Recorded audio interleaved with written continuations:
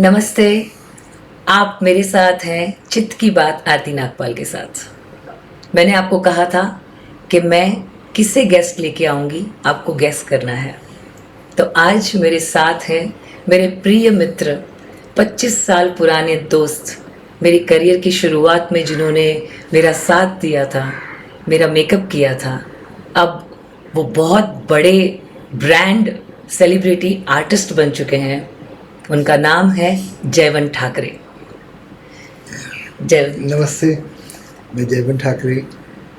Last 43 years से मैं as a celebrity makeup artist का काम कर रहा हूँ और काफ़ी अच्छा सफ़र रहा, काफ़ी अप एंड डाउन्स। आरती तो मेरी बहुत बेस्ट फ्रेंड है। मेरे लाइफ में कुछ मेरे गिने चुने जो दोस्त है उसमें से आरती है। जयवंत, थैंक यू वेरी मच।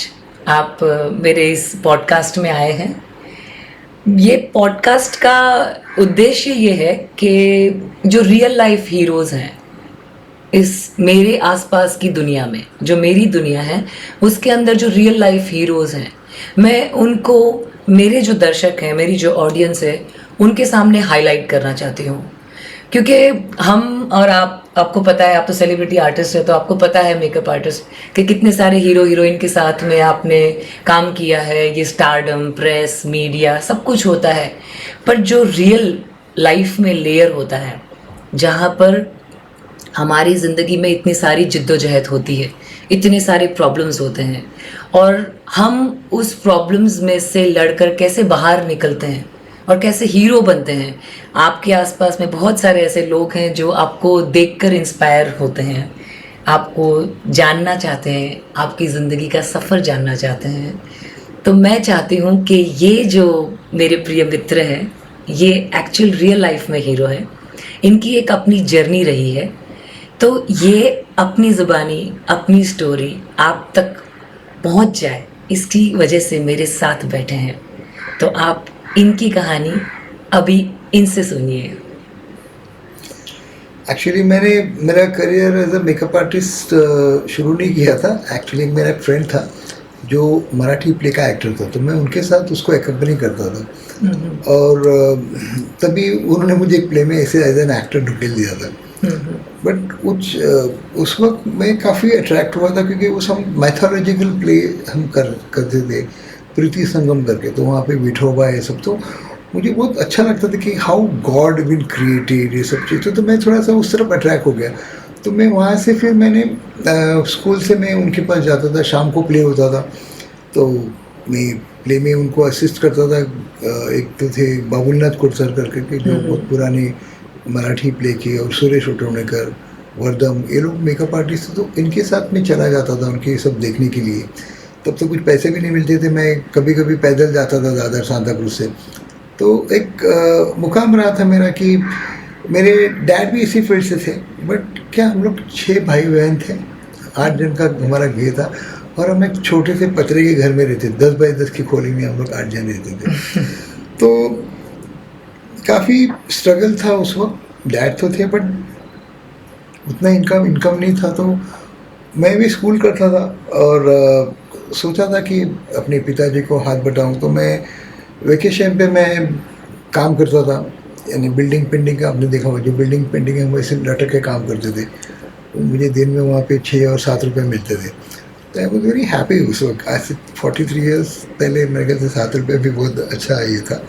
तो वेकेशन में 3 महीने में वो काम करता था उनके साथ। मुझे मेहनत से मैं कभी पीछे हटा नहीं, क्योंकि मेरे ख्याल से मेरे वो खून में था कि I have to do something, कुछ अचीव करना था बचपन से। कि इस जो हमारी ज़िंदगी हम जी रहे थे, तो उससे काफ़ी तकलीफ़ों में जी रहे थे हम लोग, क्योंकि 8 जन थे, 3 भाई 3 बहन।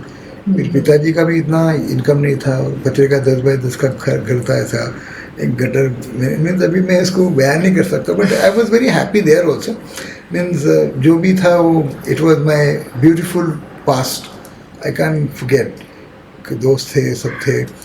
तो उसके बाद से मैंने सोचा था कुछ करना चाहिए। फिर मैंने 10th के एग्ज़ाम के पहले मैंने एज ए मेकअप आर्टिस्ट का करियर शुरू कर दिया। हिंदी फिल्म ज्वाइन कर ली मैंने। तो मुझे 1 जनवरी को मेरा करियर शुरू हुआ था 1981 में। नाइस। तो एक अच्छा दिन था वो, नया और साल, अच्छा नया नया डे। साल था और अच्छा मुहूर्त था, तो ऐसे चल। और पहले ही मुझे काम मिल गया था वहाँ पर as a per day makeup artist. बाबू दादा थे, उन्होंने मुझे बुलाया था। एक फिल्म थी कोई हीरे जवाहरात करके, तो संजीव कुमार वगैरह उस फिल्म में था, तो मुझे वहाँ पे कुछ पैसा या 55 रुपये मिले थे। तो आई वॉज वेरी थ्रिल कि मेरी एक पहली कमाई मैंने ला के मेरे मम्मी को दे दी थी कि this is what I earn.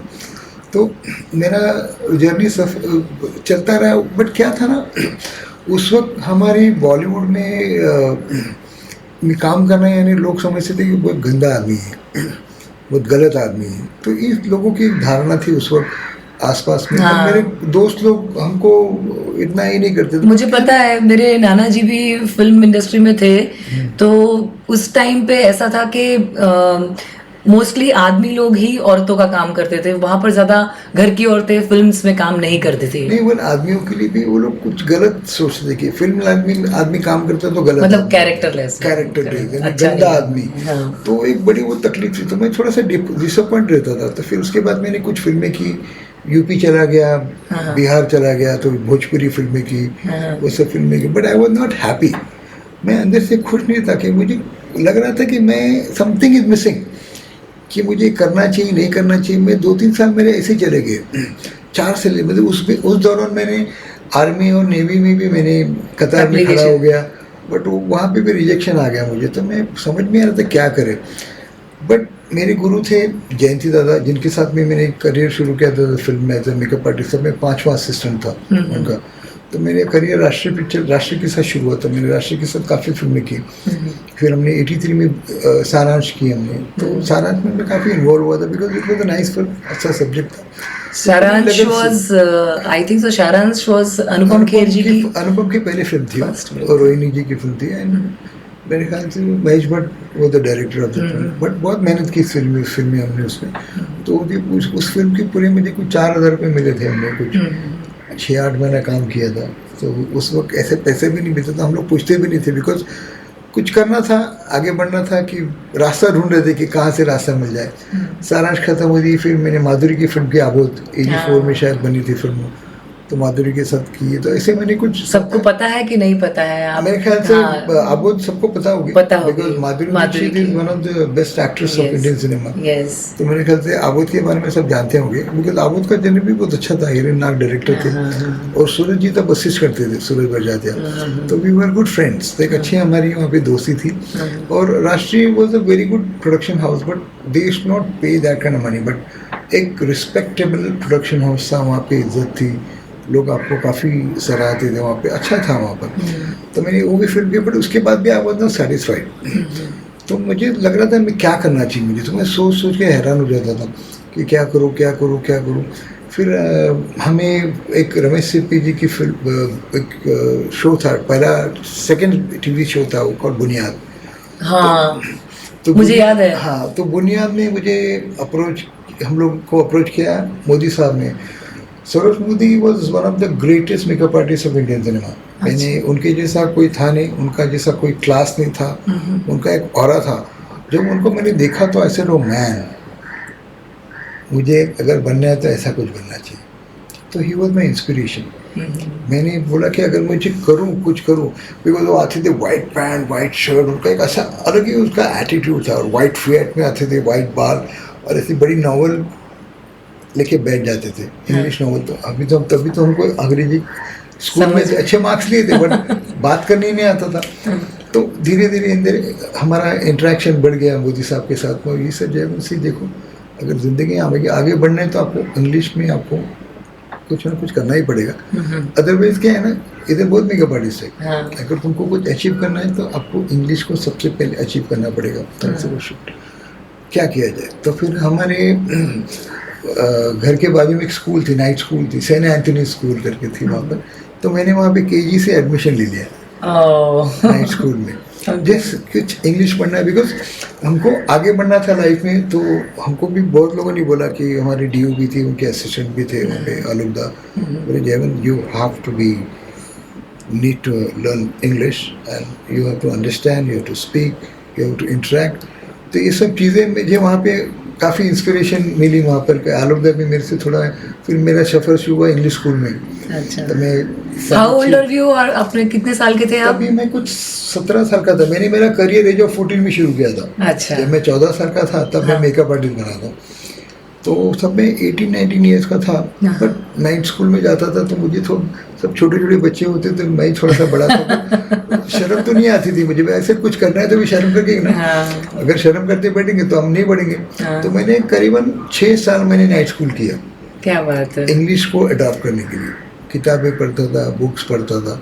तो मेरा जर्नी वहीं से शुरू हुआ, बुनियाद से। रमेश सिप्पी, उनके पास से मेरा एसोसिएशन रमेश सिप्पी साहब के साथ हुआ, because I was very honoured to work with him, such a big director. Sholay आज की फॉर एवर एवरिंग हिट फिल्म है। Yes yes, I would interrupt you. आपने एक बात नोटिस की होगी कि नहीं, कि 14 इयर्स के आए थे इंडस्ट्री में काम करने के लिए, और 17 साल की उम्र में इन्होंने केजी के एडमिशन लेकर, क्योंकि इनका मिशन था, क्योंकि इनके काम की रिक्वायरमेंट थी कि इनको इंग्लिश पढ़ना ही है, तो बिना शर्म किए, बिना अपनी एज देखे इन्होंने एडमिशन लिया और 6 साल इंग्लिश पढ़ी। तो कोई भी एज ऐसी नहीं होती है कि आप अपनी पढ़ाई नहीं कर सकते हैं या कोई चूज़ नहीं कर सकते हैं। हाँ, लर्निंग इज ऑलवेज। आज भी हम सीख रहे हैं ना जी, हम कभी नहीं बोलते आई एम द बेस्ट करके, बिकॉज आज भी हम मेकअप सीख रहे हैं। मैंने बाकायदा स्कूल भी किया था, मैं आपको उसके बारे में बताऊंगा पूरा डिटेल में। तो तभी मैंने वो सब अचीव किया। फिर रमेश जी के साथ एसोसिएशन हो गया, तो रमेश जी ने फिल्में बनाई। भ्रष्टाचार, तभी मेरा रजनीकांत सर से अट्रैक्शन हुआ था। तो इंटरेक्शन में, तो उसके पहले हमने फिल्म की थी ज़मीन। अच्छा, वो फिल्म रिलीज नहीं हुई, तो रजनी जी का मेकअप मैं करता था उस वक्त। तो I was very excited to work with, because he was a Marathi actor and one of the top most hero था। वो साउथ के थे। What a lovely human, means बहुत अच्छा। मेरा ऐसा कि मेरा एक बहुत क्लोज रिलेशन उनके साथ हुआ था। पैकअप के था, हम लोग साथ में जाते थे, फिर उनके साथ में मैं वो बैठते थे रेस्टोरेंट में, फिर मैं अपना खाना खाता था, कोक पीता था। तो घंटों उनके साथ बैठ के मैं अपने घर पे आता था। ये मेरा रूटीन था। तो I really respect him from my heart. I always miss him. मुझे बहुत बार मिले भी, और मुझे बहुत अच्छी तरह से मिले। तो उन्होंने मुझे तभी अप्रोच भी किया था, बट एक्चुअली मेरा एम्बिशन ये था कि मुकाम हासिल करना था। तो मुझे बहुत तभी प्रॉब्लम्स भी आए, बहुत सारे प्रॉब्लम्स आए। मेरे ख्याल से 1988-89 में इंडस्ट्री का हमारा स्ट्राइक हो गया। तो मैंने अपनी फैमिली की जिम्मेदारी अपने कंधे पे ली थी। स्ट्राइक ऐसा हुआ कि वो रुकने का नाम जो है, टूटने का नाम नहीं था। 1 महीना, 2 महीना, 3 महीना हुआ। अमिताभ जी के इतने अच्छे रिलेशन थे राजीव गांधी के साथ भी, बट उन्होंने कोई आगे उस स्ट्राइक को रोका नहीं। उल्टा को 2 लाख रुपये आके दे के चले गए, तो लोगों ने उनको भगा दिया था। Sorry to say that, but हमारे इधर एक्टर्स है, बट उनके दिल बहुत छोटे हैं क्योंकि they don't really care about the technicians. कोई भी नहीं है मेरे ख्याल से, ऐसा कोई एक्टर नहीं है सलमान खान छोड़ के, जिन्होंने लॉकडाउन में आज जो हमारे वर्कर्स आज जिंदा है सलमान भाई की वजह से। बिकॉज उस आदमी ने आगे आके अपनी पूरी संपत्ति लगा दी। वो एक ही है। कोविड में हम सब ने देखा था, और ये हम इंडस्ट्री वाले हैं इसलिए हमको अंदर की बात पता है, और सबका बाहर भला करने जा रहे थे। लेबर्स और सारे जो बिल्डिंग के वर्कर्स हैं उनके ऊपर सब लोग फोकस कर रहे थे, पर एक्चुअली जो टेक्नीशियंस थे, जो मेकअप आर्टिस्ट थे, जो हेयर ड्रेसर्स थी, जो स्पॉट बॉयज थे, उनको भी बहुत सारी तकलीफें हुई हैं। पर क्योंकि ये फिल्म इंडस्ट्री से जुड़े हुए हैं, इसके लिए इनको कोई फ़र्क नहीं पड़ता है, इनको पैसे की ज़रूरत नहीं है, या अपने आप मैनेज कर लेंगे। ये जो माइंडसेट होता है पब्लिक का, वो आप जयवंत के मुंह से सुन सकते हैं कि कितनी कॉम्प्लिकेशंस हुई हैं। और एक्चुअल रियल हीरोज़ कौन है, हम हीरोज़ की बात कर रहे हैं, तो यहाँ पर आपने एक हीरो का नाम ले लिया जी।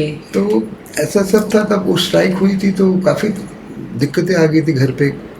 एक वक्त का खाना नहीं मिलता था हमको घर पे, तो एक बहुत मुश्किलों से हम गुजर रहे थे। तो मेरे चाचा ने एक ऑटो खरीद लिया था तभी। तो मैं बोला अभी कुछ तो करना चाहिए। तो मैंने बाकायदा लाइसेंस निकाला, बैच निकाल के मैंने ऑटो चलाया। ये कौन सा ईयर था? 1989 में। 1989 में मेरे पास काम नहीं था। मैं मेकअप आर्टिस्ट तो था ही, बट मेरे पास कुछ काम नहीं था। तो मैं काफ़ी ये हो गया था कि फैमिली की हालत हो रही है, हमको खाने का प्रॉब्लम हो रहा है। तो मैंने बाकायदा 10 महीने मैंने 12 से 16 घंटा ऑटो चलाता था मैं पूरी तरह। इस पूरी बम्बई में ऑटो लेके घूमता था। क्योंकि क्या है, देखो मुझे मेरा क्या है, मेहनत करना है। फैमिली के लिए कुछ भी करूँ मैं फैमिली के लिए, अपने दोस्तों के लिए मैं कुछ भी कर सकता हूँ, मैं अपने आप को गिरवी रख सकता हूँ, ऐसा है।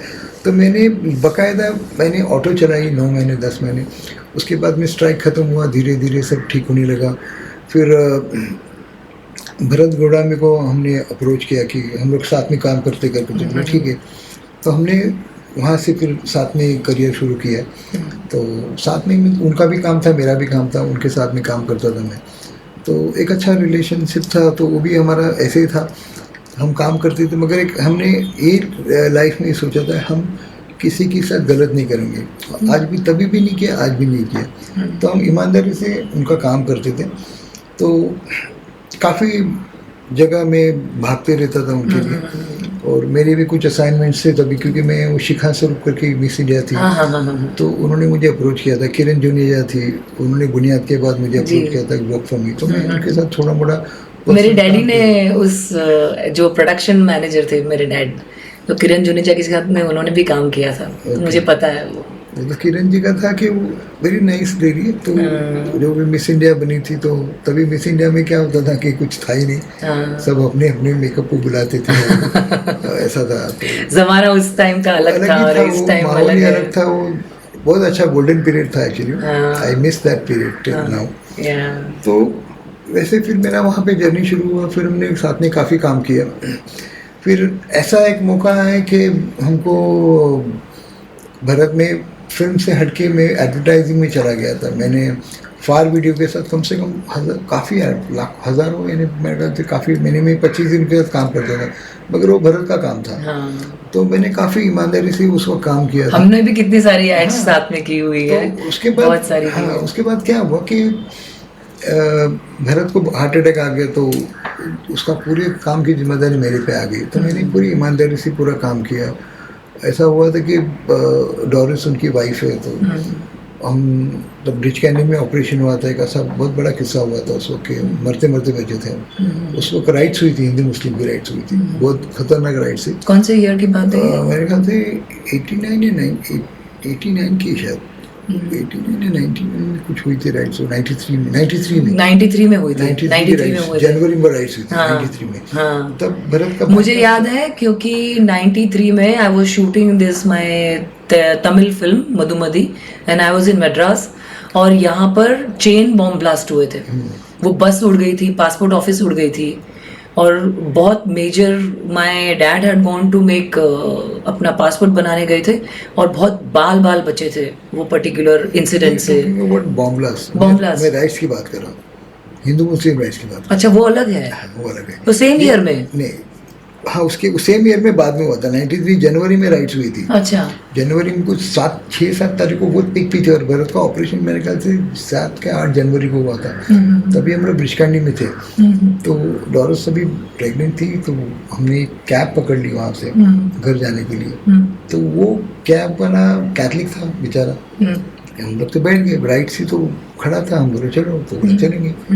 तो हम लोग निकले, तो वर्ली में आके हम बुरी तरह फंस गए, क्योंकि वहाँ पे कुछ मॉस्क था। तो हमने देखा कि 500,000 लोगों का मॉब हमारे टैक्सी पे आ रहा है, तलवार सब लेके। तो अरे बाप रे, अभी तो या तो जिंदा नहीं जाए, मर जाएंगे।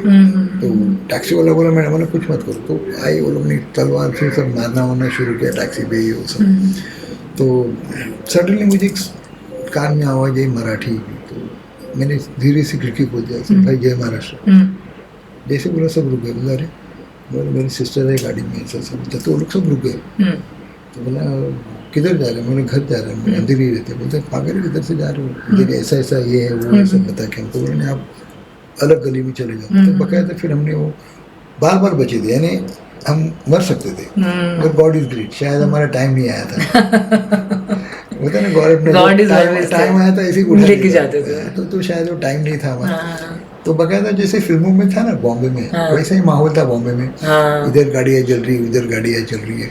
फिर हम लोग शिवाजी पार्क तक पहुँचे, तो वहाँ पे असिस्टेंट कमिश्नर थे। वो तो उसने मुझे तो पूरा हाथ उठाया था मारने के लिए, गाली गलौज किया था। कले मरना है तुमको, पता चल रहा है क्या चल रहा है बाहर।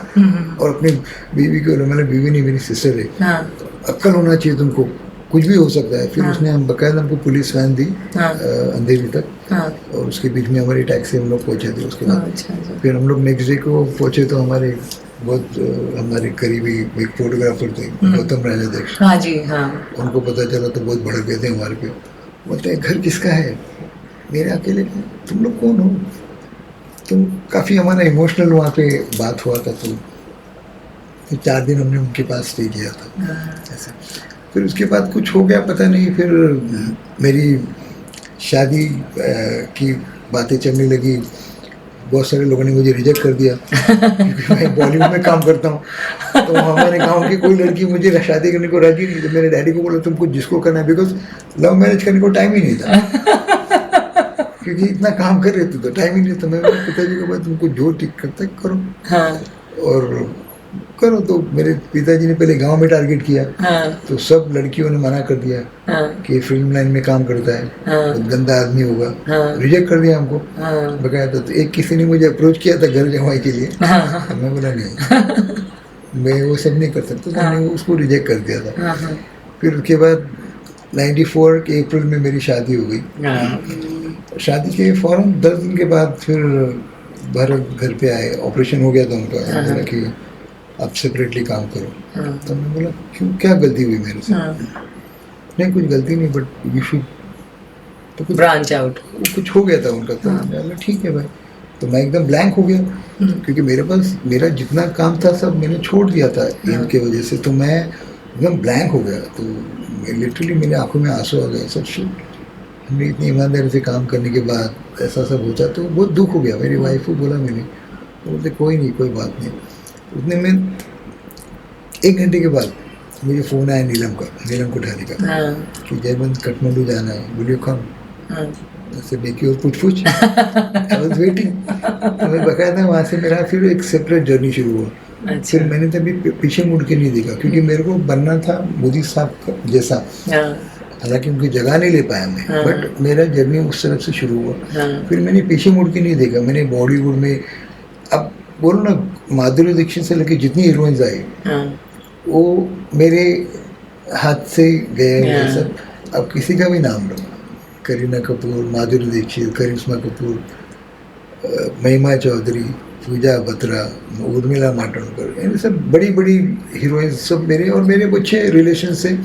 तो मैं आपकी जगह पर एक पॉइंट आउट करना चाहूँगी कि वो कहते हैं ना, लहरों से डरकर नौका पार नहीं होती, कोशिश करने वालों की हार नहीं होती। तो यहाँ पर जयवंत ने गिव अप नहीं किया अपने लाइफ में, अपने एम को, जो बचपन में उन्होंने देखा था कि उनका एक आइडियल बन गया था मोदी साहब करके। हमारे मोदी जी हैं, ये मोदी जी अलग हैं। तो इनके जो दिमाग में एक पर्टिकुलर जो पिक्चर बैठ गई थी कि मैं ऐसा बनना चाहता हूँ, तो उसकी जर्नी के लिए इन्होंने कितने सारे सेक्रीफाइसेस किए और बकायदा आज बहुत बड़े सेलिब्रिटी आर्टिस्ट हैं।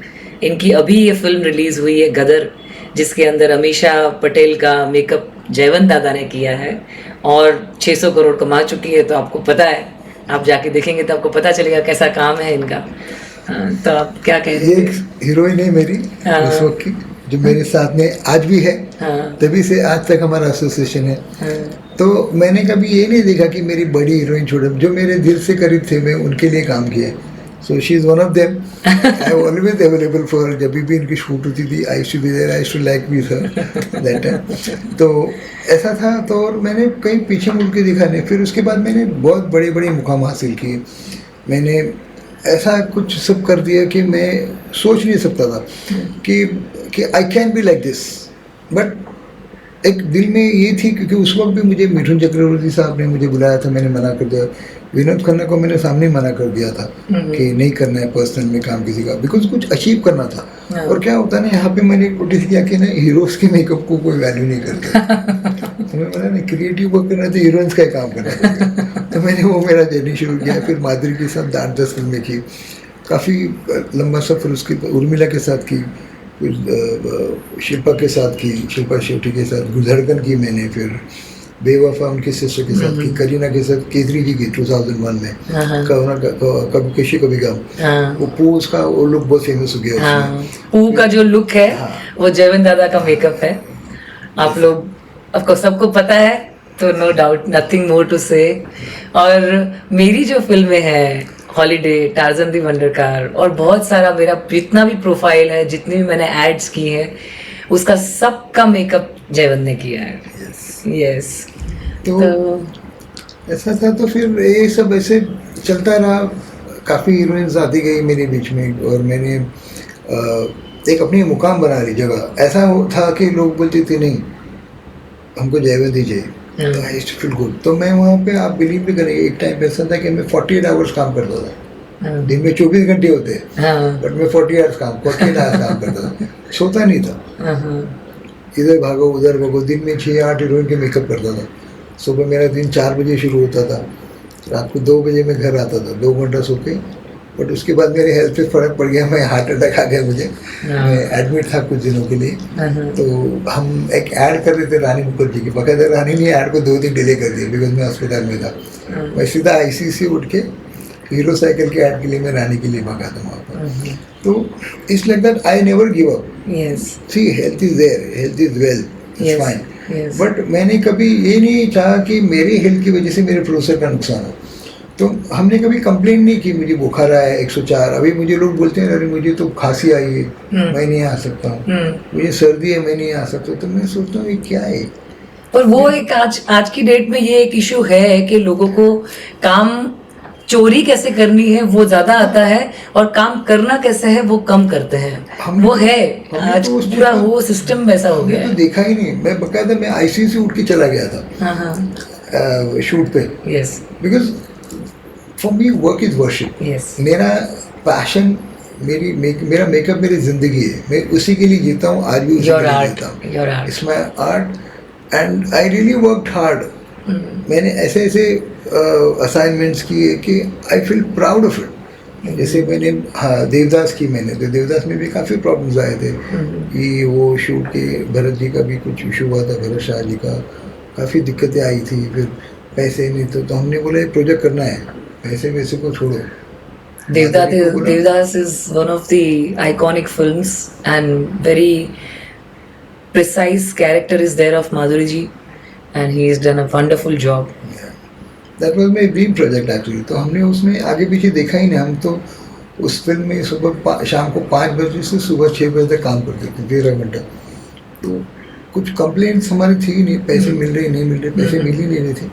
अगर बाद में सब हमको मिल गए, भरत भाई ने सब हमको सब करता। बट हमको एक ये था कि हमको पिक्चर करनी है, बिकॉज वो फिल्म में हमने इतना इनपुट डाला था, इतना स्टडी किया था हमने। बिकॉज क्या होता है ना, when you play certain heroine play certain character, so you have to work hard on it. You can't just give up. क्योंकि क्या है ना, हमने कभी गिव अप ही नहीं किया। तो एक्सपेरिमेंट्स हमने कितने किए उसके ऊपर, क्या क्या करना चाहिए, उसके बाल ऐसे होने चाहिए। तो बाकायदा हमने हर चीज़ को हमने फॉलो अप किया।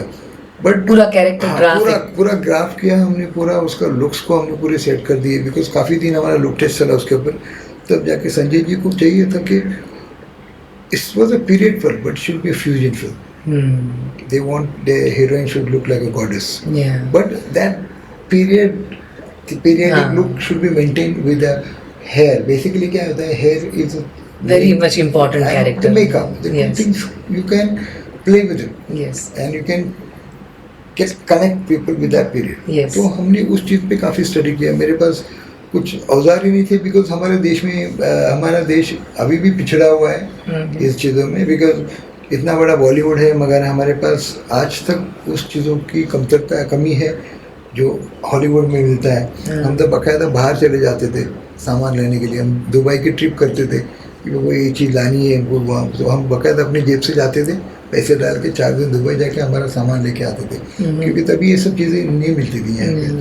बिकॉज जब ऐश को अवार्ड मिला था 1994 में मेरी शादी के बाद, because Ash was one of my best friend once upon a time. That time it's like जब उसने 12th पास किया था ना, तभी मैंने उसका मेकअप किया था जब 10वीं में थी वो।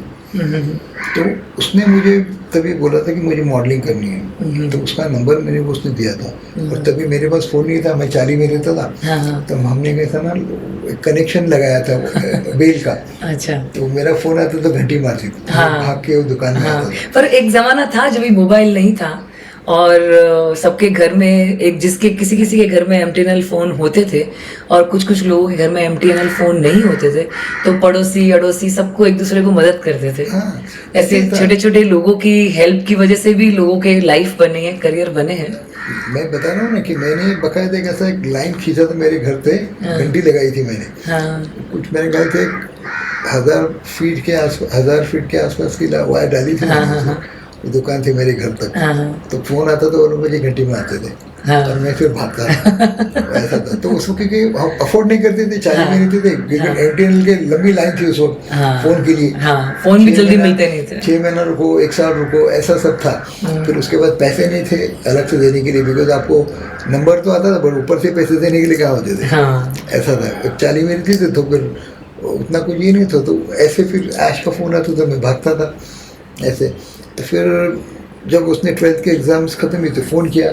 तो मुझे फ़ोन किया, जैसे ऐश्वर्या ऐसे उसको बता रहा, अच्छा हाँ ओके। तब मेरा काफ़ी अच्छा कुछ सेटलमेंट हो गया था। मैं एक कैटलॉग था हमारे शरद भाई करके, वो कैटलॉग्स बनाते थे। तो मैं उनका रेगुलर काम करता था। तो हम लोग को मॉडल्स की रिक्वायरमेंट होती थी। तो मैं आप भी थे उसमें काफ़ी टाइम आ चुके थे। धर्मेंद्र मिस्त्री also was there. Dharmendra was there, but विपुल के साथ ज़्यादा हम लोग काम करते थे। शरद भाई विपुल का। तो सेंट्रल होटल थी, अभी ये है सहारा है। तो वहाँ शूट कर रहा था। तो मैंने ऐश्वर्या को बोला कि भाई तू उधर आ जाना। तो उधर आई तो मैंने क्लाइंट को बोला कि प्लीज़ इसको लेना है। बोला हाँ नहीं जयपुर में आपने बोल दिया तो बस। ऐसे ही था। एक अच्छा ये था तो उसका पहला असाइनमेंट था आज का। फिर उसको मैंने काफ़ी जगह ऐसे लेके रेकमेंड किया। तो एक अच्छी दोस्त थी मेरी। फिर जो मिस इंडिया बनी तभी हम लोग गोवा में थे, साथ में थे, क्योंकि वो शो भरत के पास हुआ करता था मिस इंडिया का उस वक्त। तो तभी मैंने सुष्मिता का मेकअप किया था और भरत ने ऐश्वर्या का मेकअप किया था। और सुष्मिता मिस यूनिवर्स बन गई और ऐश्वर्या मिस वर्ल्ड। तो तभी वो काफ़ी रोई थी फुट के मेरे कंधे पे। बोला कोई बात नहीं, होती रहता है। तो काफ़ी हमारा एसोसिएशन अच्छा रहा वहाँ पर।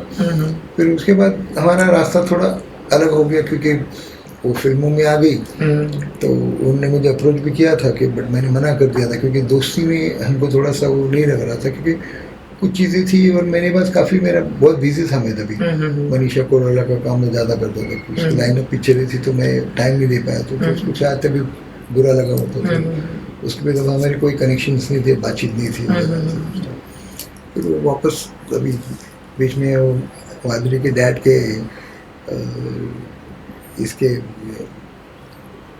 demises when he passed away. When he passed away, तभी condolence meeting में आई थी, तभी फिर से again she got connected. फिर आई होगी वो ऐसे, because क्या है ना हमारी इंडस्ट्री है ना थैंकलेस है। ऐसा है। तो मैंने देखी, मेरे पास ऐसे बहुत एग्जाम्पल है, बट मैं भी किसी का नाम नहीं लेना चाहता। नहीं, this is a heart to heart conversation. ये हमारी बात है, चित्त की बात है, तो दिल से कीजिए। और ये कंट्रोवर्सी अभी आपको तो कोई फर्क नहीं पड़ेगा, कोई प्रेस या मीडिया से फर्क नहीं पड़ेगा। क्या होता है ना, कुछ चीजें होती है कि एस्थेटिक, हाँ उनको लगता है कि अरे क्या बोल दिए, बट क्या है ना थैंकलेस इंडस्ट्री है। मैं बोलना चाहूँगा कुछ हमारे एक्टर्स हैं इसमें जिन्होंने उनको हेल्प किया इस लाइन में आने, उनका नाम कभी उन्होंने लिया नहीं। I don't understand why. ऐसा उनको क्या शर्म आती है? व्हाट शुड दिस, उनको बताना चाहिए कि हम कौन से कहाँ से आए हैं। एक किसी इंस्पिरेशन है, कोई दूसरे लोग जब यहाँ से आना चाहते हैं यहाँ पर, उनको इंस्पिरेशन मिलता है। यही पॉइंट है ना मेरा। ये लोग नहीं समझते, हमारे एक्टर्स भी नहीं समझते। उनको लगता है कि छोटापन है। तो यहाँ पे छोटे बड़े का बड़ा चक्कर है। ये माइंडसेट सिर्फ बॉलीवुड में है। इंटरनेशनली जितने भी जूलिया रॉबर्ट्स हो या सिल्वेस्टर स्टैलोन हो या बहुत सारे एक्टर्स हैं, वो खुलेआम बोलते हैं कि वो पहले वेट्रेस थे या कोई दूसरा काम कर रहे थे या रहने के लिए घर नहीं था, बहुत गरीब थे, और फिर उन्होंने लाइफ में अचीव किया और खुलेआम अपने इंटरव्यूज में प्रेस में बोलते हैं। पर इससे क्या होता है, सामने वाले का एक हौसला बनता है, इंस्पिरेशन मिलता है। That is the reason why मैं आपको यहाँ पर लेके आई हूँ, इसी चीज़ के लिए कि अगर आपके जैसे कोई व्यक्ति अभी यहाँ पर देख रहा हो और उसके मन में ये इच्छा हो कि मैं कुछ बनूँ, वो बैठकर आपको देख रहा और सोचे कि जैसे आपने बोला कि मुझे मोदी बनना है, कोई ऐसा बोलेगा कि मुझे जयवंत ठाकरे बनना है मेरी लाइफ में है लोग, और मुझे उस तरीके का लेवल हासिल करना है, मुझे उस मकाम पे पहुंचना है, तो नेचुरली आपकी स्टोरी सुन के उनको पता चलेगा कि कितनी हार्ड लाइफ रही है, ऑफ कोर्स कितनी टफ जिंदगी जी है इट्स आपने। Not easy. क्या है ना, success is not easy at all. Success में बहुत कुछ पेन झेलना पड़ता है, बहुत झेलना पड़ता है, बहुत झेला है हमने। मैंने मेरे असिस्टेंटों को झेला है, जो मैंने कम से कम 25 अच्छे असिस्टेंट बॉलीवुड को दिए, और मैंने कभी सेल्फिश नहीं रहा। मैं ऐसा था कि मैं माधुरी दीक्षित, जैसे फॉर एग्जांपल माधुरी दीक्षित है, मैंने उनके साथ 10-12 फिल्में की because I was getting along with very well. फिर उसके बाद फिर मैंने उनको मेरे असिस्टेंट को दे दिया कि भाई, क्योंकि क्या है, असिस्टेंट का उसको जिंदगी भर असिस्टेंट नहीं रहना, उसको भी अपना ग्रो करना है, उसको ग्रो करना है। तो मैं ऐसा करता था, अगर मैं कोई भी हीरोइंस आती तो मैं 1 फिल्म 2 फिल्म करके उनको दे देता, भाई तुमको मत, तुम खाओ। ये मेरा शुरू से ही ग्रूम रहता था मेरा कि सेल्फिश मत बने, और मैं कभी था ही नहीं ऐसा, और अभी भी नहीं हूँ। आज भी मेरा वही नेचर है, हम नहीं बदल पाए। लोग बोलते ओल्ड स्कूल, ऐसे ना, I am happy with old school, क्योंकि हमारी मेंटालिटी वैसी है, हम चेंज नहीं कर सकते। ग्रीडी मेंटालिटी नहीं, ग्रीडी मेंटालिटी है को है ही नहीं, क्योंकि हमने अगर ग्रीडी होता तो पता नहीं मैं आज कहाँ से कहाँ होता। हमने मिल बांट कर ही खाया है, और लोगों को खुश रखा है। काफ़ी मीन्स अभी बहुत सारी चीज़ें हमने की है, किसी को हीरोइन बनाने के लिए बहुत हेल्प की है हमने, उनका करियर बना दिया है हमने। लोग बोलते थे तो क्या तेरे को क्या मिलता है, ऐसे सेल्फ सेटिस्फैक्शन। जब हमको वहाँ उस मुकाम में देखते हैं ना, जब ऐश्वर्या को एज अ बच्चन देखता हूँ, feel very good. Yes, from where she started and now where she is. She must have not dreamt. Yes. Because this film is filled with the magic today. Yes. आप कहाँ से कहाँ निकल सकते हो? कुछ भी हो सकता है। सोनाली बेंद्रे ऑफिस से निकल के आज कुछ भी। Such a celebrity. Yes yes yes. ऐसे बहुत सारे लोग हैं इधर जो हमारे थ्रू गए हैं। मैंने बहुत लोगों को हेल्प की है, मॉडल्स को भी हेल्प की है उनका करियर बनाने में। आज भी मैं रिकमेंड करता हूँ लोगों को। तो उस वक्त का जो माहौल था ना, बहुत अच्छा था। It was very nice. It was like family bonding. Bonding हमारी थी, वो जो आज नहीं है। रिस्पेक्ट थी, एक इज्जत थी, वो आज नहीं है। तो आज अभी काम करने पर बहुत ज़्यादा दुख हो जाता है, बिकॉज आज का जो नया जनरेशन है, नए एक्टर्स है, they don't respect the artist, they don't respect the makeup artist, they don't understand the value of makeup artist. और हमारे लिए उसके लिए हमारे लोग उसके लिए खुद गलती एक्चुअली इंटरनल जो लोग हैं उनकी भी एक दूसरे का। ये क्या है Jaywant, the thing is that it's a crab mentality जो नहीं होनी चाहिए। वो कहावत है कि अगर आपको जब आप केकड़े होते हैं, हिंदी में केकड़े बोलते हैं, क्रैब होते हैं, उनको अगर आप एक टोकरी में डालकर रख दो और उसके ऊपर ढक्कन ना लगाओ, उसमें से कोई भी एक जन बाहर नहीं जा पाएगा, क्योंकि दूसरा उसकी टांग खींचता रहेगा। तो ये जो क्रैब मेंटालिटी है, उसमें से हम सबको बाहर निकलकर एक दूसरे को अपलिफ्ट करना चाहिए। आज हमारे दोस्त हैं, हमारे साथ बैठे हैं, इतनी सारी जनता है, जब हम इनको लाके इनकी रोशनी आप तक पहुंचा रहे हैं, नेचुरली इनकी रोशनी की वजह से आप रोशन होगे और एक लुकअप करोगे, एक इंस्पायर हो जाओगे, इंस्पिरेशन मिलेगी इनकी स्टोरी से। So that is how we have to collectively work, help each other, praise जितना हो सकता है उतना, एक दूसरे को तारीफ करके, अपलिफ्ट करके हम नेचुरली खुश हो सकते हैं, मगर और ज्यादा काम कर सकते हैं। क्या है ना, ये लोगों में नहीं है ना, बट आज भी, तभी भी नहीं था, आज भी नहीं है। हम कोशिश करते कि भाई उसको कैसे बदनाम करें, उसका नाम कैसे खराब करें, उसका काम कैसे खराब करें। आई एम ओके, मुझे किसी से कोई गिला शिकवा नहीं है कि मेरे इस इंडस्ट्री में 90% दुश्मन है जो मेरे वेल विशर्स नहीं है।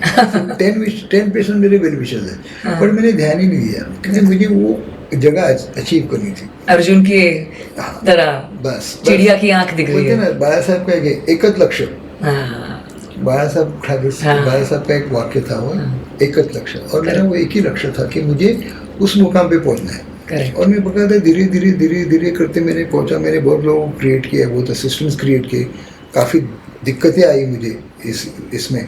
और लोग बोलते थे अरे ये इतना पैसा लेता है, उतना पैसा लेता है, ये है वो है।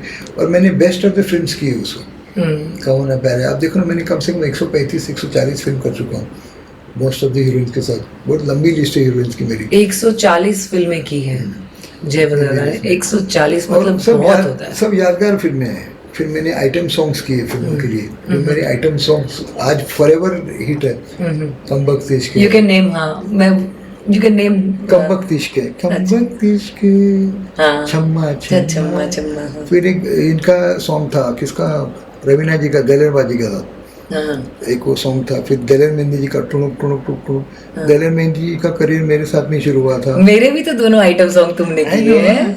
फिर मिक्का पाजी अभी मैंने शूट किया उनके साथ 3 दिन पहले, अमीशा के साथ। हाँ। उनको बोला मैंने, भाई आपका पहला एल्बम मैंने शूट किया था जब आए थे। हाँ अच्छा अच्छा अच्छा अच्छा। तो पता नहीं लोगों की अपनी, but I feel good when I met him. I was very happy to see Yes। Mika ji after many years, yes and he is such a big star now. Yes yes But I really means it is nice. He's still down to earth person, but he has his own aura. या ऐसा है। तो यहाँ पे ऐसा ही है, thankless industry है। ऐसा है कुछ हमारी जो सच है वो तो सच है, वो जो सच है है। बदले, Because वो क्या नहीं है, बदल I had सकता। experience, it doesn't matter। कुछ नहीं, अभी मैंने अपने करियर तो खेल लिया है। 43 इयर्स हो चुके हैं इधर, हाँ हाँ और 5-6 साल और काम करेंगे, लगा था खत्म हो जाएगा। हाँ। बट गदर ने वापस से करियर को वापस गाड़ी ट्रैक पे लाके रख दी। इट वाज अ वेरी, आपको शायद मैंने सब बातें शेयर की थी। ऐसा मैंने बहुत कुछ, ऐसा कुछ सब कुछ बना दिया था, बट लॉकडाउन में मैंने सब कुछ छीन लिया। Right. Lockdown has taken away my name, my fame, my property, everything. अभी मेरी प्रॉपर्टी मेरी फैमिली है, मेरे बच्चे, मेरी wife, they are my inspiration. उन्होंने मुझे बोला डोंट वरी, हम वापस गेन करेंगे। जयवंत के 2 बेटे हैं और दोनों ही बहुत टैलेंटेड है। एक छोटा बेटा तनय और बड़ा मिहिर, और दोनों अपनी अपनी फील्ड में, तनय ने फैशन डिज़ाइनिंग किया है और मिहिर अभी अपना खुद का बिजनेस चालू कर रहा है। जयवंत की वाइफ भी बहुत क्यूट है, बहुत सपोर्टिव, बहुत ही टैलेंटेड वुमेन है, हाउसवाइफ है और बहुत ही अच्छा खाना बनाती है। अभी गणपति आएगा तो मुझे घर पे बुलाएंगे और अपना जो टिपिकल महाराष्ट्रन जो थाली होती है वो मुझे खाने मिलेगी। जयवंत आरती बहुत अच्छी करता है गणपति बापा की, वो बहुत ज़्यादा स्पिरिचुअल है और बहुत ही अच्छी आरती करता है। 1-1.5 घंटे तक ऐसा आपको लगता है, अगर मैंने एक बार मेरे इंस्टा पे आरती उनकी लाइव डाली भी थी, आप इनकी आरती सुनोगे तो आपको ऐसा लगेगा आप किसी मंदिर में हो, इतनी स्पिरिचुअल और ब्यूटीफुल आरती करते हैं। बिकॉज क्या है, फाइनली गॉड इज एवरीथिंग। मैं गॉड फेयर आदमी हूँ, मैं भगवान से डरता हूँ बस, क्योंकि वही उसने सृष्टि बनाई, उसने अपने को बनाया जी। मैं उनसे झगड़ा भी करता हूँ। हाँ करना चाहिए। मैं बहुत फाइट करता हूँ उनको, बहुत बड़बड़ करता हूँ। मैं बोला क्या है ये, तुमने अभी जब ऐसा मुकाम आया था कि मैं सब कुछ चला गया था, तो मैं एकदम डिसअपॉइंट हो गया था। ऐसा लग रहा था कि सुसाइड कर लो, क्योंकि मेरे साथ 2-4 बड़े फ्रॉड हो गए। तो उस फ्रॉड में मेरा सब कुछ चला गया। तो मैंने बाकायदा सीलिंग से जंप करने की कोशिश भी की थी उस वक्त, but then Thank God you did not. My driver was there. He stopped me. He said, क्या कर रहे हैं आप? Then he made me understand कि नहीं ये गलत है। तो मैं बोला यस। पता नहीं क्या होता है लोग जब सुसाइड करते हैं ना, in your life for that particular moment that driver was a hero. Yeah. For that moment. Yes. Your driver was a hero. Because क्या होता है ना, आपने इतना बड़ा सब बना दिया, घर, प्रॉपर्टी, फार्म हाउस, पैसा, इतना सब, उसके बाद अचानक सब चले जाते तो आपको ऐसा लगता कि क्या अभी why should I leave for actually, क्योंकि ये हमने किया था। लोग बोलते हैं फ्यूचर के लिए पैसे जमा करो, फ्यूचर, हम जो फ्यूचर के लिए किया था वो फ्यूचर के पैसे चले गए, तो हम विश्वास कैसे करें फिर?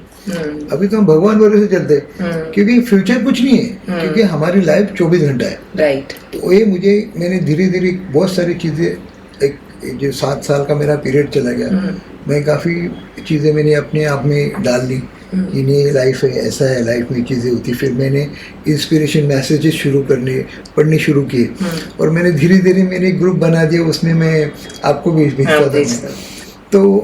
तो ये सब चीज़ों से मैं अपने आप को मॉर्निंग में खुद को पॉजिटिव करता हूँ। मैं 2-2.5 घंटा मैसेजेस बनाता हूँ और मेरे कुछ अभी पहले 500 थे लॉकडाउन के क्यों, अभी वो सिर्फ 100 पे आ गए, क्योंकि मैंने देखा कि इधर कोई किसी का नहीं है। राइट। क्योंकि ह्यूमैनिटी ख़त्म हो गई है। मैंने बहुत लोगों से हेल्प मांगी उसको, मुझे शर्म नहीं थी क्योंकि मुझे मेरी फैमिली को संभालना था। मैं बेशर्म हो गया था उसको कि नहीं जाना चाहिए, हेल्प करना है, मांगना चाहिए। ये दिया थोड़ी गया, हाँ बोलेगा नहीं बोलेगी, तो इस तरह से मैंने अपनी लाइफ की शुरुआत, आगे बढ़ते गए मेरी बेटी की पढ़ाई रुक गई। उसको जॉर्जिया में मैंने का जॉब था, 1 करोड़ का पैकेज था, बट मैं उसकी ग्रेजुएशन कंप्लीट नहीं कर पाया बिकॉज मेरा सब कुछ चला गया था। सेकेंड ईयर में उसके मेरी बीवी के सब गहने, इट वॉज वर्थ, आज 75 लाख का वर्थ था उसका, हमने 25 लाख में दे दिए। उसके सेकेंड ईयर की, थर्ड ईयर की पढ़ाई के लिए मेरे पैसे नहीं थे, तो उसको मैंने, फिर वो भी सपोर्टिव था मेरे बच्चे, बोले don't worry dad, will bounce back.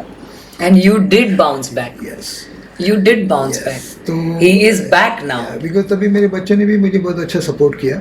They really help me to encourage me all the time कि you are best, you are best. ऐसे see with the time it happens. हमारी बॉलीवुड ऐसी है ना, जब आप एक सर्टन एज क्रॉस करते हो ना, हाँ। आपको काम नहीं देते लोग। हाँ, ये हमारी बॉलीवुड का रूल है। हाँ। सबसे बड़ा दुर्भाग्य है ये। हाँ, और हमारी गवर्नमेंट भी इसके ऊपर हमारे लिए कुछ सपोर्ट नहीं करती है। Because I really have, because अभी मैं बीच में जाने वाला था मैं ये बात लेके, क्योंकि हम इतना टैक्सेस गवर्नमेंट को देते हैं, हमको गवर्नमेंट कोई फैसिलिटी देती नहीं।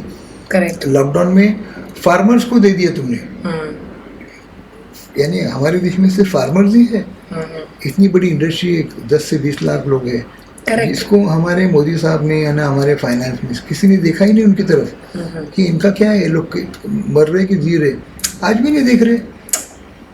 हम इतना पैसा गवर्नमेंट को दे रहे हैं, बोलते हैं टैक्स भरो। अरे भरने को तो तैयार है, बट तुम फैसिलिटी तो दो हमको। Right. आज अब्रॉड जाओ ना, Right. आज लोग ईमानदारी से टैक्स भरते, मगर वहाँ पे Support system is stronger. Support system में गवर्नमेंट बहुत सारी फैसिलिटी देती है। आप शुरू को ना इधर, क्यों नहीं लोग कोई टैक्स नहीं चोरी करेगा, मगर वो मेंटालिटी नहीं है ना। इधर सिर्फ बोलते, सिर्फ भाषणबाजी करते हैं, मगर लोगों के लिए कुछ नहीं करते। फार्मर्स के नाम से पैसे ये कर देते, बट वो पहुँचता ही नहीं है। फार्मर लोग पैसे लेके फिर गवर्नमेंट का पैसा माफ़ कर देती है। इधर हमको 10,000 का लोन लेने के लिए दुनिया भर के पेपर देने पड़ते, फिर भी लोन नहीं देती। आपका सिबिल ऐसा है, आपका सिबिल वैसा है। अरे सिबिल क्यों नहीं होगा हमारा? क्योंकि हमारे पास काम ही नहीं है। एक सर्टन एज के बाद कोई काम ही नहीं देना चाहता। फिर भी हमने 58 ईयर निकाले, बट बीच के जो 4 साल बहुत खराब गए हमारे। बिकॉज हमारी इंडस्ट्री में हम एक्टर भी बोलते हैं, अरे आउटडेटेड हो गया, बुढ़ा हो गया। ये हमारी Actually, जयवंत, मेंटालिटी है हमारी इधर की, पता है आपको? हाँ, actually Jaywant, and I would like to tell you all कि एक बात है, जब हम बच्चे थे और जब हम काम करते थे, तो हम तो इस पर्टिकुलर चीज़ को लुकअप करते थे कि ये सबसे पुराने मेकअप आर्टिस्ट है, तो ये ज़्यादा टैलेंटेड है, इनको प्रोफेशनल है, इनको ज़्यादा समझ में आएगा मेरा चेहरा, और किसी भी चेहरे के ऊपर मेकअप अच्छा कर सकेंगे। तो एक नेचुरल ट्रस्ट रहता है, और वो ट्रस्ट हमेशा काम आता है। और आपका इतने सालों का एक्सपीरियंस, 140 फिल्म्स आपने की है, तो नेचुरली आपको हर एक चेहरे पर कौन सी चीज़ कहाँ पर कैसे लगेगी और कैसा दिखेगा। और वो अभी ये गदर फिल्म से प्रूफ हो गया कि old is gold, of course, and you have proved yourself and you have arrived, and today it's like you are a brand. Of course. Recently also I saw some paper news. I am a brand. You will always be. It is not going to change. It's like, there's a dialogue of Sunny Deol in Gadar. Hindustan जिंदाबाद था, जिंदाबाद था, जिंदाबाद है, जिंदाबाद रहेगा. It's like जयवंत ठाकरे जिंदाबाद था, हाँ, जयवंत ठाकरे जिंदाबाद है, हाँ, जयवंत ठाकरे जिंदाबाद रहेगा. yes, I really thanks to God for that. yes, He got me back. yes, मुझे कोई 50 लाख रुपए या 50 करोड़ कमाना नहीं, but I wanted my Respect. pride yes, back. yes, एक ही हीरोइन है इंडस्ट्री में, अमीषा पटेल, yes, जिसने मुझे ट्रस्ट किया, yes, and she called me after 22 years. Just imagine, आज की डेट में क्या है, नया जनरेशन है, नई चीज़ें, नया है. इनको लोगों को पता नहीं मैं स्कूल चलाता हूँ. हाँ. मैं आज के जनरेशन को सिखाता हूँ मेकअप. Right. मैं गए 30 साल से मेकअप सिखा रहा हूँ. लंदन में भी मैंने एकेडमी खोली है. right, I am my self studied. Because क्या हुआ था, जब मुझे एकेडमी खोलनी थी दुबई में, मेरा एप्लीकेशन रिजेक्ट हुआ था. तो उन्होंने ये बताया था कि no matter you work for 50 years, we don't care, we need one paper certificate. मैंने बाकायदा 6 महीने स्टडी किया, और सीडैस्को का मैंने सर्टिफाइड हो गया मैं. तो I have international certificate. I am international certified makeup artist now. तो I can, that was again my Jayant, what is your academy's name? I would like. It's called Jayant Thakre Makeup Academy. Jayant Thakre Makeup Academy. I don't really advertise. मैं उनको सिखाता हूँ जिनको अपना career बनाना हो, जिनको जिंदगी जेन्युइनली जो चाहते हैं जिनको जिंदगी में आगे बढ़ना हो जी, मैं उनके साथ में हूँ। कुछ लोग आते हैं जिनके पास सीज होती है, किसी के पास नहीं होती है, बट जब मुझे लगता है नहीं वाकई में इनको करना चाहिए तो I still do it, I still teach them. But अभी क्या होता है, अभी मैंने लॉकडाउन में मेरा सब चला गया, मेरी एकेडमी चली गई, सब चला गया, तो अभी right now what happened, I am in a situation I can teach anything free because मैं एक जगह रेंट करता हूँ किसी, राइट, तो I have to pay them certain amount. Obviously, and this art requires money and you have to pay money. जब मेरी academy थी ना, मैंने कितने लोगों को फ्री में सिखाया, मैं फ्री में शादियों की मेकअप किए लोगों को, लोगों ने मेरा काम देखा, मैगजीन की फोटो देखे कि सर प्लीज मेरा ड्रीम है आप मेरा मेकअप करो, तो I used to feel very honoured. मैं उनके घर पे जाके देखता था कि वाकई में इनकी कैपेसिटी है क्या, बोलते सर हम आपको 2000 रुपये देंगे, मैं बोलता था 101 रुपये दो और मैंने 101 में उनके मेकअप किए। मैं मेरे हेयर ड्रेसर को भी बोलता था इनसे पैसे नहीं मिलेंगे, मैं आपको दूसरी जगह से दिलाऊंगा बट यहाँ पे फ्री में करना। तो क्या है ना, किसी का एक खुशी, किसी के चेहरे पे अपनी वजह से खुशी आए, that is something priceless because that's what we work for. Blessings. पैसे का साथ ब्लेसिंग भी चाहिए। और मैंने बहुत कमाई आज, इसलिए खड़ा हूँ यहाँ पर। बकायदा आई लॉस्ट माई आई 2022 में, मुझे अचानक मेरी आँख चली गई थी, मैं literally again in the same situation, do और डाई, क्या करूँ, ऐसे कैसे काम करेंगे। बकायदा मैंने ऐसे एक आँख बंद करके मैंने काम किया, कुछ असाइनमेंट किए जिसके पैसे नहीं मिले you told me आज तक। तो मेरे 6 महीने उधर गए, थैंक्स टू माई फ्रेंड मल्ली, जिसने मुझे एक्यूप्रेशर से मेरी आंखों, मेरी रोशनी वापस लाई उसने। And he didn't took any money from me because that is something hard. This is the respect. This is another hero in your life, because of whom he is stabilized. I'm back again because of him. मेरी आंखों की जो रोशनी वापस जो आई मेरे right है की, because of Mallinath. He came to my house, मेरे घर में 4 दिन रहा हो। मैं फ्रस्ट्रेट हो गया था, 6 महीने को डॉक्टर बोलते बस with time it will happen। वो टाइम कब आएगा, जब ऊपर जाने का टाइम आएगा तब। I used to say that because I was missing my work। ना मैं क्लासेस चला पा रहा था, ना कुछ काम कर पा रहा था। मैंने बकायदा अमीशा को भी तभी झूठ बोला था, वो गदर चल रही थी। मैं बोला अभी किसका शेड्यूल का तो कैसे होगा, तो वो एक डर था बिकॉज हमने बड़ा आउटडोर से करके आए थे हम। उसके बाद ये सब हुआ था, तो काफ़ी प्रेशर में 2-3 शो किए मैंने उनके साथ, बाकायदा एक आंखें से बंद करके मैं काम करता था। उसको बोला तो थोड़ा इन्फेक्शन हुआ, झूठ बोला था मैंने, उसको ये नहीं बताया कि मेरी आँख चली गई। तो it is like that, but I didn't give up. ऐसे no, I have to, and then finally God भी है, वो भी नहीं चाहता था। It's all testing he was doing with me, and I think I did maximum test with him and still doing. आज भी कर रहे। On this note I really want to, आपने जयवंत के मुंह से उनकी लाइफ की जर्नी के बारे में सुना, उनकी हार्डशिप्स के बारे में सुना, उनके अप्स के बारे में सुना, उनकी लाइफ के लोज के बारे में सुना। फिर भी मेरे दोस्त ने कभी भी हिम्मत नहीं हारी है, हमेशा डट कर हर तकलीफ़ का मुकाबला किया है। ये आज का हमारा हीरो है, मेरे इस पॉडकास्ट का हीरो है।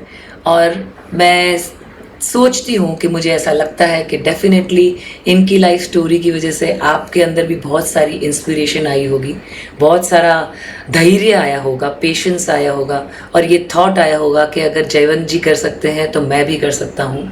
अगर आप लाइफ में कुछ बनना चाहते हैं तो आपको हमेशा लड़ते रहना है, कभी पीछे मुड़ कर नहीं देखना है, और हमेशा आगे चलना है और जीतना है। Never give up. That's what Jaywant's motto is, of course, and that's what my motto is, and that is what this program's motto is।